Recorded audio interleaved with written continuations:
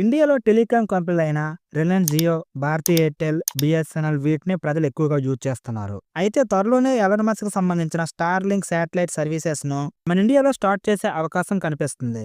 ఇది జరిగితే టెలికాం కంపెనీలకు గట్టి పోటీయే ఎదుర్కోవాల్సి ఉంటుంది. అయితే ఇప్పటి వరకు ఇండియాలో స్టార్లింక్ శాటిలైట్ ఇంటర్నెట్ సర్వీసెస్ ను ఎప్పుడు స్టార్ట్ చేస్తారో విషయంపై క్లారిటీ లేదు. ఈ సర్వీసెస్ ను ఇండియాలో స్టార్ట్ చేసిన తర్వాత ఇది చాలా ఎక్స్పెన్సివ్ గా ఉండే అవకాశం కూడా ఉంది. స్టార్లింక్ సర్వీసెస్ రేట్స్ చాలా ఎక్కువగా ఉన్నప్పటికీ ఈ సర్వీసెస్ కు అవసరమయ్యే లైసెన్సులు ఇవ్వడానికి ప్రభుత్వం సిద్ధంగా ఉందని సెంట్రల్ మినిస్టర్ అయిన జ్యోతిరా ఆదిత్య గారు చెప్పారు. స్టార్లింక్ సర్వీసెస్ ఛార్జెస్ తో పోలిస్తే Reliance Jio, Bharti Airtel, BSNL services charges చాలా తక్కువగా ఉంటాయి. కాబట్టి ఇండియాలో కస్టమర్స్ కోసం స్టార్లింక్ సర్వీసెస్ ధరలను తగ్గించే అవకాశం కూడా ఉంది. దీనికి సంబంధించిన వివరాలు డిసెంబర్ 15వ తేదీకి తెలుస్తుందని మార్కెట్లో వార్తలు అయితే కనిపిస్తున్నాయి. ఈ ఇన్ఫర్మేషన్ మీకు నచ్చినట్లయితే ఈ వీడియోని లైక్ చేసి ఇలాంటి ఇన్ఫర్మేషన్ గురించి మన ఛానల్ని సబ్స్క్రైబ్ చేసుకోండి.